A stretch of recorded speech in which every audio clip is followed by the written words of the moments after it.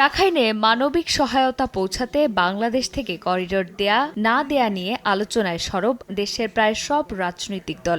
এছাড়া সংস্কার প্রশ্নে ধীরগতি নিয়েও আছে মিশ্র প্রতিক্রিয়া। দিন দিন জোরালো হচ্ছে দ্রুত নির্বাচনী রোডম্যাপের দাবি। মঙ্গলবার জাতীয় প্রেস ক্লাবে বীর মুক্তিযোদ্ধা দেশবরেণ্য চিকিৎসক প্রয়াত জাফরুল্লাহ চৌধুরীর তৃতীয় মৃত্যুবার্ষিকী উপলক্ষে স্মরণসভায় যোগ দেন বিভিন্ন রাজনৈতিক দলের নেতারা।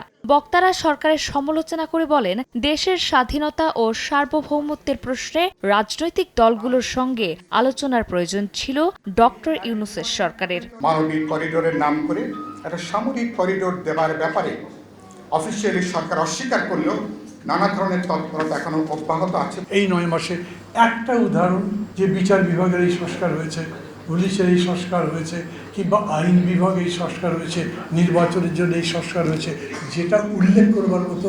গ্লিটারের টুইন লেমন ও অ্যান্টিব্যাকটেরিয়াল ফর্মুলা বাসনকে চকচকে জীবাণুমুক্ত করে আমাদের দেয় গ্লিটার গ্যারান্টি।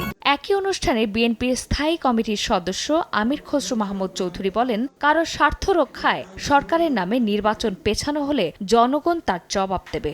এখন যারা বড় বড় কথা বলছে এর বেশিরভাগ লোককে চেহারা দেখিনি আমরা আন্দোলন সংগ্রামে। এখন করতে থেকে বেরিয়ে আসছে, এখন তারা আমাদেরকে সংস্কারের দিচ্ছে, কি বলে তালিম দিচ্ছে।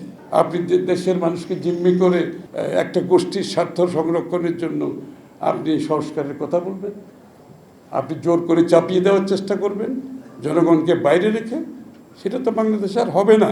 আলাদা অনুষ্ঠানে বিএনপি নেতা অবসরপ্রাপ্ত মেজর হাফিজ উদ্দিন আহমেদ বলেন, দেশের চলমান সংকট সমাধানের একমাত্র পথ নির্বাচন।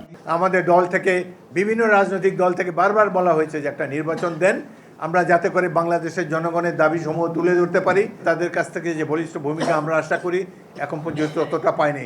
গত 9 মাসে সংস্কার ও নির্বাচন নিয়ে সরকারের ধীরগতি এবং কার্যক্রম নিয়ে প্রশ্ন তোলেন বিএনপি সহ অন্যান্য রাজনৈতিক দলের নেতারা। বৈষম্য করা হচ্ছে যে এখানে। চন্দ্রিমা চৌধুরী, সময় সংবাদ, ঢাকা।